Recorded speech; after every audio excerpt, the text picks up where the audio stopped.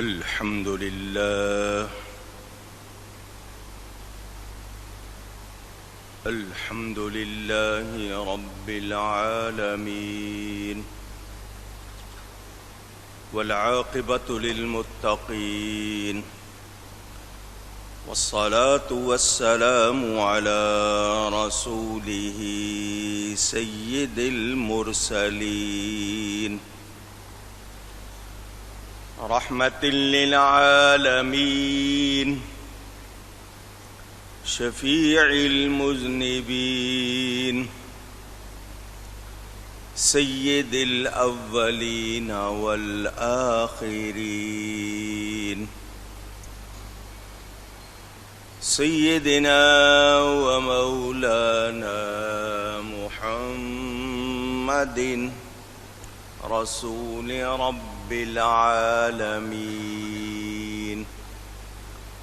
وعلى آله وصحبه أجمعين.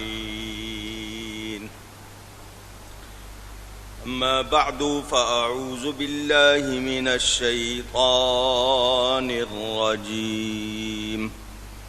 بسم الله الرحمن الرحيم.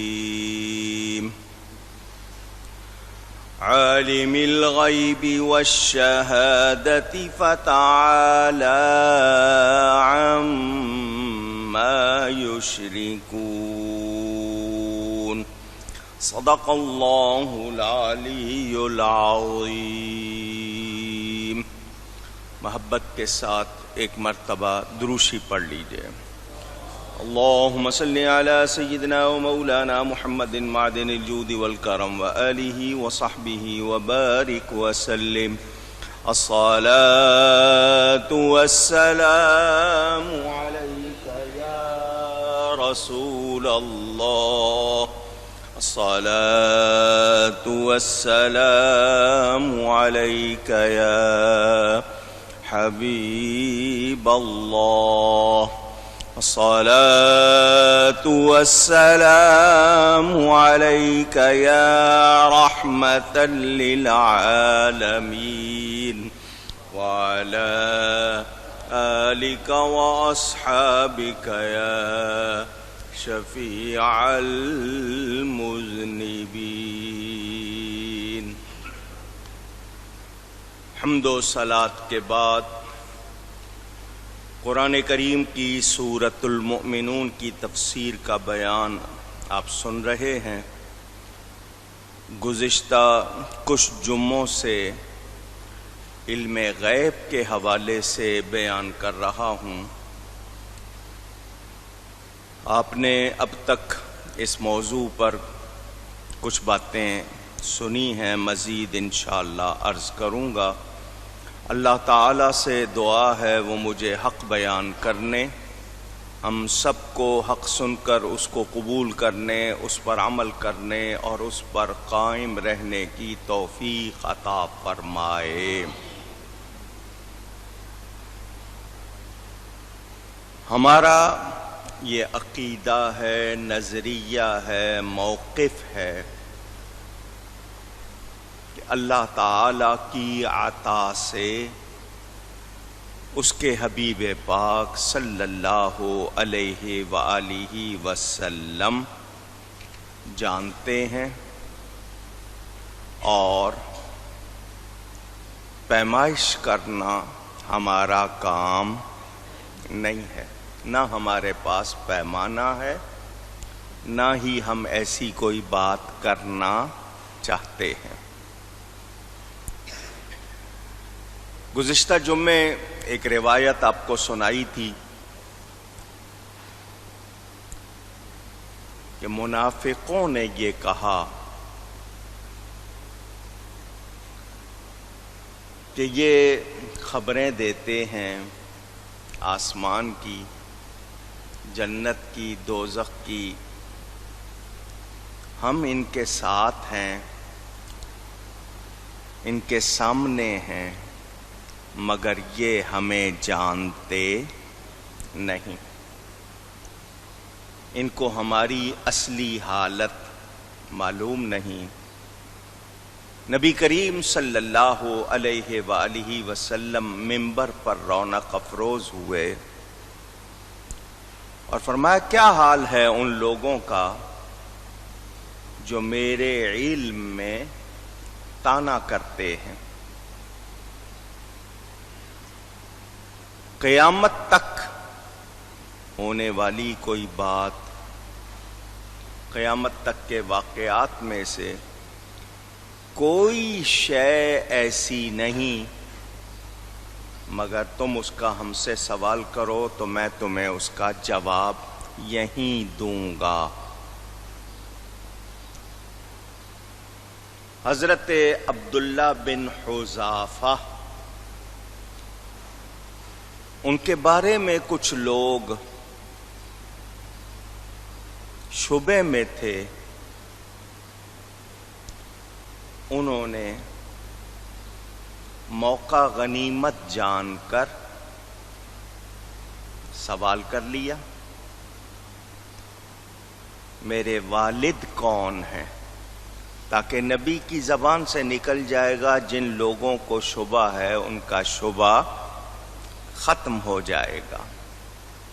کہ من ابی، میرا باپ کون ہے؟ فرمایا ابو کا حذافہ، تیرا باپ حذافہ ہے۔ انہوں نے کہا صدقت یا رسول اللہ، یا رسول اللہ صلی اللہ علیہ وسلم آپ نے سچ فرمایا۔ ان کا مقصد لوگوں کا شک دور کرنا تھا، کوئی اور بات نہیں۔ ایک منافق اٹھ کھڑا ہوا،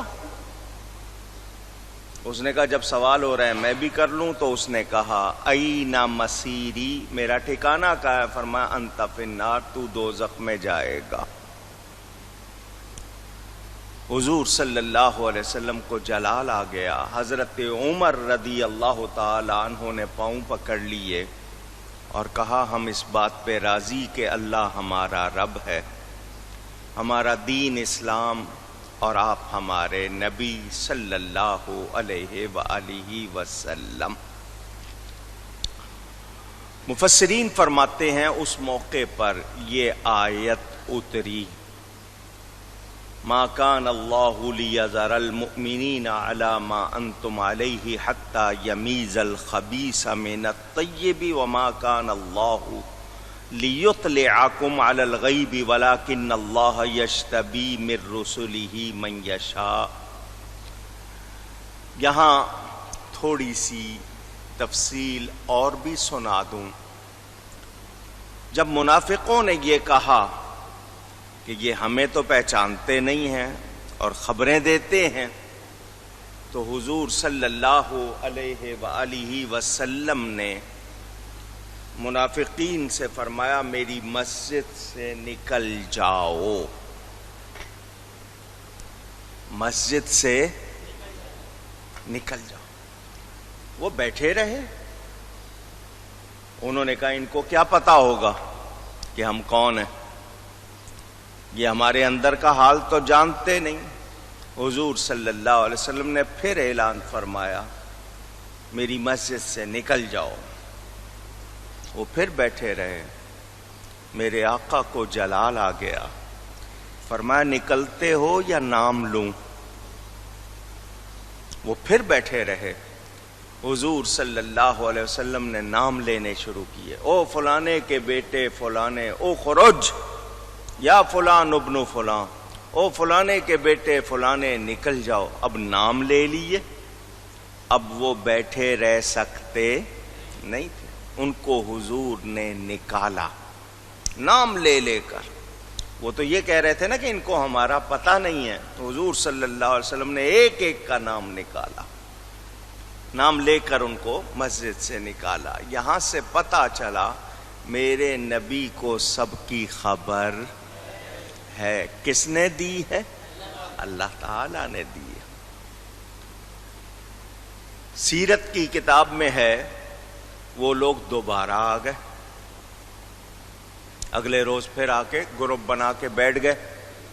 صحابہ نے ان کو کہا نکلتے ہو یا مار کے نکالے؟ کہنے لگے کہ نہیں جی ہم دین کی باتیں کرنے آئے ہیں، اللہ کی باتیں، کا نکلتے ہو یا نکالیں؟ چنانچہ صحابہ نے ان کو دھکے دے دے کر نکالا۔ یہ